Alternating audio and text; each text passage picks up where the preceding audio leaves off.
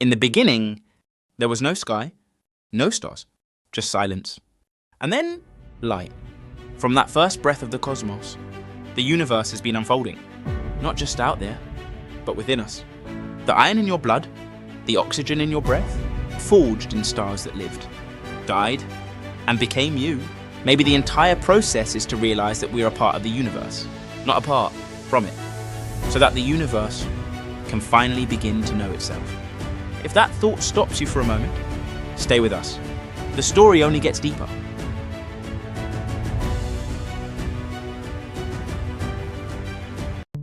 Have you ever just looked up at the night sky and kind of felt that overwhelming sense of awe, And it's that moment when you wonder, how did it all begin? It's a question that's captivated philosophers, scientists, and dreamers for centuries. It's a story of cosmic proportions, a tale that connects each of us to the vast narrative of the universe. Okay, so I remember learning about the Big Bang in school, but it was too confusing, to be honest, far too abstract. Like, how do you even visualize it? Well, imagine this. Imagine everything in the universe, all the matter and energy squeezed into a space smaller than an atom. And then in an instant, this tiny point began to expand rapidly, cooling as it grew. And that's the Big Bang in a nutshell. So, it's not like an explosion in the traditional sense, right? It's more like an incredibly rapid expansion of space itself. And the evidence for this expansion comes from something called redshift, from the Doppler effect. Oh, I remember that. Isn't this when sound is squeezed or stretched? Exactly. Think of it like an ambulance or a police car with its siren on. As it moves towards you, the sound waves are compressed, but as soon as the car goes past, the sound changes as the source of it is now moving further away, and the sound waves are being stretched. Oh, I see. So we can consider the Doppler effect with light. When galaxies are moving toward us, they shift to the blue end of the light spectrum. But when they are moving away, the light from distant galaxies stretches, shifting towards the red end of the spectrum, the redshift. But how did we even figure this out? Who first realized this? And what does it mean for our understanding of the universe? That's a great question. The credit goes to an astronomer named Edwin Hubble. Back in the 1920s, he was working with the largest telescope of the time at the Mount Wilson Observatory in California. Using this powerful instrument, he made an astonishing discovery. Wasn't it Hubble who first figured out that what people thought were just fuzzy stars were actually entire galaxies? Before his work, many astronomers believed that the universe consisted of just the Milky Way galaxy. Hubble's observations showed that these fuzzy patches called nebulae were actually other galaxies far beyond the Milky Way. That must have been a game changer. But how does this tie into the idea of the expanding universe? Well, Hubble went further. He measured the light coming from these distant galaxies. He noticed something fascinating. The further away a galaxy was, the more its light was redshifted, meaning it was moving away faster. So he provided the first evidence that the universe is expanding. That's pretty mind-blowing. Did Hubble come up with an explanation for this? Not at first. Hubble's observations gave us the data, but the theoretical framework came from earlier ideas by Georges Lemaitre, a Belgian physicist and priest. Lemaitre proposed that the universe might be expanding, and Hubble's discovery provided the observational proof. Together they laid the groundwork for what we now call the Big Bang theory. Hubble not only discovered galaxies, but also gave us evidence that the universe itself is expanding. No wonder the Hubble Space Telescope is named after him. Absolutely. His work opened a new chapter in astronomy and cosmology, helping us understand that the universe is far larger and more dynamic than anyone had imagined. Wow! If the universe is expanding, does that mean we could run time backward to figure out where it all started? Funny you should say that, Ben. That's exactly what Stephen Hawking once suggested. He said, if the universe is expanding, then it may be possible to imagine running time backwards like a movie in reverse. Galaxies would get closer together, eventually collapsing back to a single point, a singularity where density becomes infinite and our present laws of physics break down. That's both fascinating and a little unsettling. So everything, all of us, started from a single point. That's the implication. A singularity where space, time, energy, and matter were all compressed together before the Big Bang set everything in motion. And all of this just from observing the light from distant galaxies. It's amazing how much the universe can tell us if we know how to look. That's the beauty of science. One observation can completely change our perspective. And Hubble's discovery of redshift was one of those pivotal moments in our quest to understand the cosmos. So the farther away a galaxy is, the faster it seems to be moving away from us. That's the gist of it. It's like baking a loaf of raisin bread. As the dough rises, the raisins, representing galaxies, move further apart. An expanding universe. Okay, that's a pretty tasty analogy. I like that one. Yeah. So we've got this expanding universe filled with mostly hydrogen and helium gas. Correct. How do we get from these gas clouds to the twinkling stars we see at night? Well, gravity is the cosmic sculptor at play here. These vast clouds of gas spread across unimaginable distances have a tiny bit of gravitational pull towards each other, and over millions of years, this pull causes the clouds to slowly contract. So it's like a slow-motion cosmic ballet with these giant gas clouds gracefully drawn together by gravity's invisible hand. A poetic way to put it. And as the gas cloud collapses, it starts to spin like a figure skater pulling their arms in. Oh, interesting. Yeah. And this spin helps to distribute the angular momentum and prevents the cloud from collapsing too quickly. So it's not just a simple collapse. There's like a choreography to it. Absolutely. And as the cloud contracts further, the temperature and pressure at its center increase dramatically, eventually reaching a point where something truly remarkable happens: nuclear fusion. Nuclear fusion, the powerhouse of stars. Precisely. Can you remind us what's happening at the atomic level during this process? Sure. So, imagine hydrogen atoms, the simplest elements in the universe, one proton and one electron, being squeezed together with such force that they fuse to form helium. This fusion releases an incredible amount of energy, and that's the very energy that makes stars shine. So stars are like giant ongoing fusion reactors converting hydrogen to helium. That's a great way to think about it. Incredible. But they don't last forever though, do they? What happens when a star runs out of hydrogen fuel? Well, the fate of a star depends largely on its mass. Massive stars burn through their fuel much faster and end their lives in spectacular explosions called supernovae. Supernovae, those brilliant cosmic fireworks. I've seen pictures. When a massive star exhausts its hydrogen, it starts fusing heavier elements like carbon and oxygen in its core.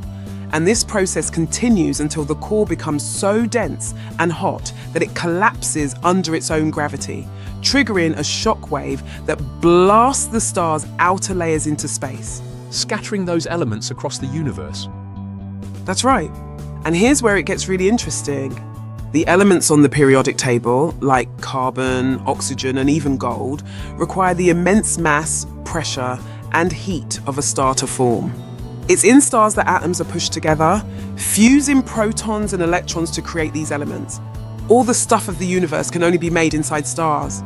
So it's not just a simple fade out, it's a dramatic explosive end that sends material hurtling across the cosmos. Precisely. During a supernova, the extreme heat and pressure create heavier elements like gold, uranium, and many others. These, combined with the lighter elements from the star's outer layers, become part of the interstellar medium, the raw material for the next generation of stars. The death of a star doesn't just mark an ending, it forms the elements that scatter across the universe, creating the building blocks for future stars, planets, and even life. It's like a cosmic recycling program. That's such a beautiful way to put it. And here's the mind-blowing part. Those very elements, forged in the heart of stars, eventually become the seeds of new stars, planets, and ultimately, us. Wow, as Carl Sagan famously said, we are made of star stuff. Yeah, it's a profound thought that the universe isn't just out there, it's in us. Every atom in your body, from the iron in your blood to the calcium in your bones, the carbon in your DNA, and the oxygen we breathe, all of this was and can only be created in the heart of a star. We are stardust, star stuff, children of the stars. Exactly. I've heard about that before, but it takes on a whole new meaning when you actually understand the processes that are involved. That's right, we are intimately connected to the cosmos. It really is a pretty amazing thought to pause on for a moment. We've gone from a tiny point of infinite density to a universe teeming with stars and galaxies, and ultimately, to the very elements that make up life as we know it.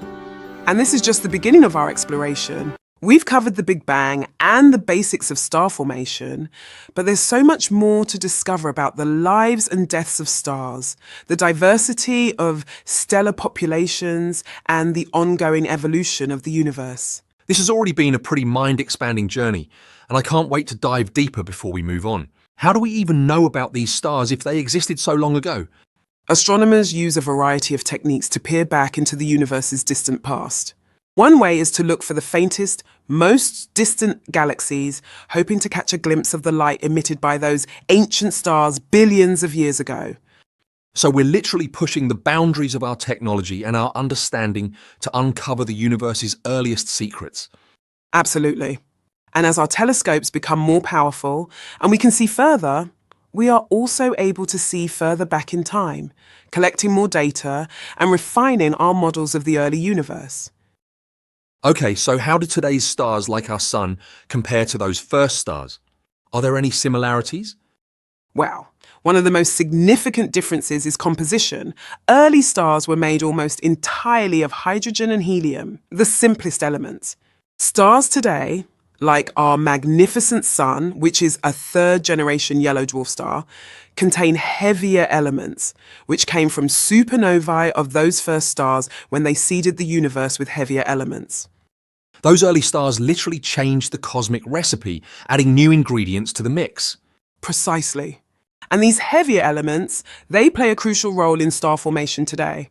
They help cool the gas clouds, allowing them to collapse more efficiently and form stars with a wider range of masses. Like adding a pinch of salt to a boiling pot of water, it changes the way the water boils, making it more efficient. A great analogy. And because of this, more efficient cooling stars today can form with a wider range of masses, from small, faint red dwarfs to massive, brilliant blue giants. So the first stars were all giants, but now we have a whole spectrum of stellar sizes. Exactly, and this diversity is crucial for the universe's evolution. Different types of stars have different lifespans and produce different elements during their lives and death, contributing to the rich tapestry of the cosmos.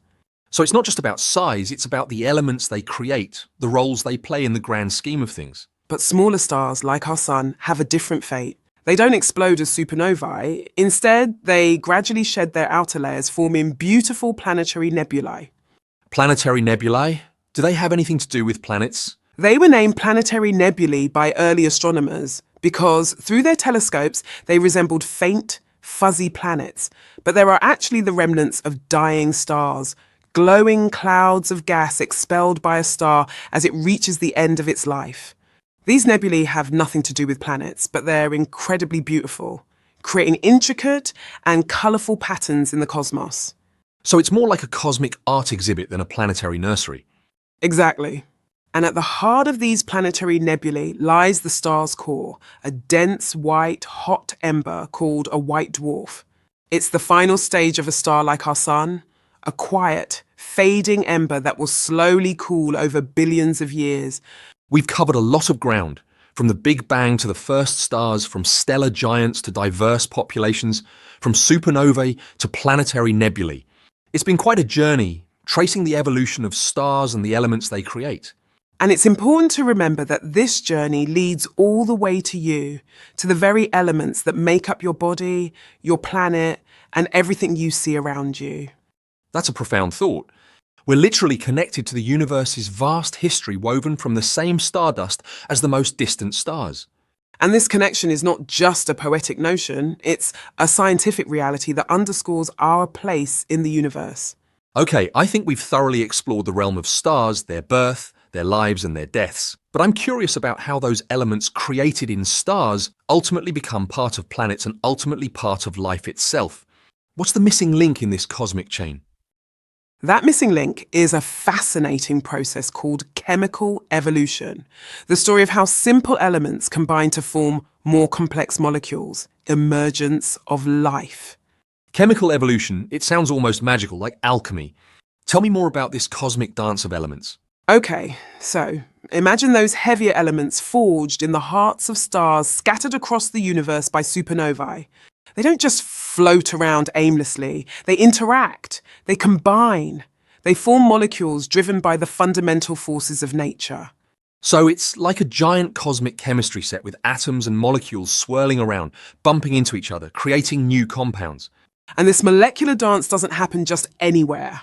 It occurs in specific environments, like the vast clouds of gas and dust we call interstellar clouds. Ah, those cosmic nurseries where stars are born. So these clouds are not just filled with hydrogen and helium. They're also teeming with the universe's more complex molecules. Spot on. And the dust, those tiny particles we talked about earlier, they play a crucial role in this molecular evolution. Wait, I thought dust was mostly about absorbing and emitting radiation, regulating the temperature of those clouds. How does it contribute to creating molecules? Dust grains act as catalysts. Their surfaces provide a meeting place for atoms and molecules, facilitating chemical reactions. Think of them as tiny cosmic factories churning out increasingly complex compounds. So the dust is like a matchmaker, bringing together the ingredients for molecular romance and then providing the venue for their union. I love that analogy. And this molecular matchmaking is essential for creating the building blocks of life. In these interstellar clouds, we find molecules like water, ammonia, methane, even simple organic molecules like formaldehyde and alcohols. Hold on, organic molecules? Those are the molecules associated with life, right? Precisely.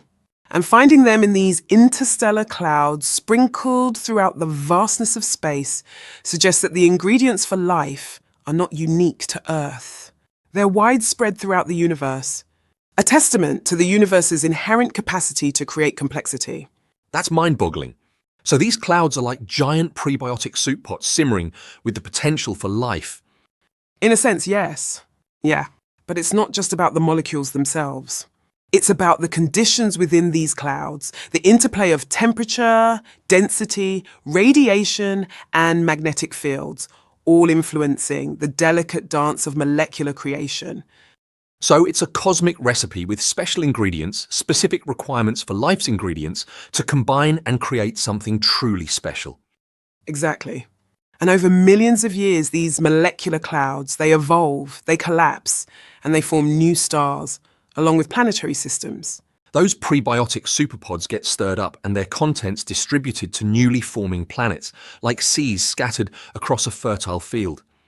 That's a beautiful way to put it. And on some of those planets, conditions might be just right for those organic molecules to take the next step, to self-assemble into more complex structures, eventually leading to the emergence of life. It's like a chain reaction, a cosmic domino effect, with each stage building on the previous one, leading from the Big Bang's raw energy to the intricate complexity of life. A magnificent and awe-inspiring story unfolding over billions of years, driven by the fundamental forces of the universe. It really puts things into perspective. Life on Earth isn't just some random occurrence. It's a product of cosmic history, a testament to the universe's creativity, its inherent drive towards complexity, and, dare I say, beauty. And it highlights our deep connection to the cosmos. You know, we are not separate from it. We are an integral part of it, woven from the same stardust, driven by the same fundamental forces that govern the universe's evolution. We've come full circle from gazing up at the night sky with wonder to understanding our place in the universe's grand narrative, a narrative that stretches from the Big Bang's fiery birth to the emergence of life on our little blue planet. And this understanding, this awareness of our cosmic heritage is not just a scientific concept. It's a profound realization that can shift our perspective, fill us with a sense of awe and wonder, and perhaps even inspire us to live more meaningful lives. It certainly has for me. This deep dive has been a journey of discovery, a reminder that we're all connected, not just to each other, but to the vastness of the cosmos, to the very fabric of the universe. And that connection, that realization of our cosmic heritage, is perhaps one of the most significant discoveries we can make. Well said. I think it's time to wrap up this episode of The Deep Dive. But the exploration, the wonder, it doesn't end here. Keep looking up at the stars, keep asking questions, keep exploring the mysteries of the universe and your place within it.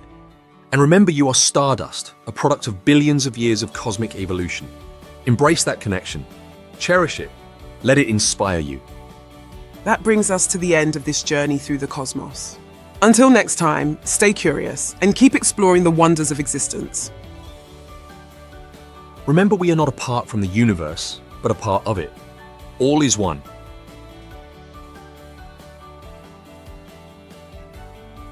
Wow, wasn't that just incredible? The journey from the birth of the universe to where we are now?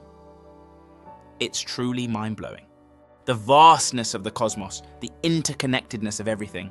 It really makes you stop and think about our place in this amazing story. And I really loved the part about being Stardust. Amazing. But this is just the beginning. There's so much more to explore, discover, and understand. If you enjoyed this dive into the mysteries of the universe, you're going to love what's coming next. So why not keep the adventure going? Check out our other videos. There's a whole universe of content waiting for you.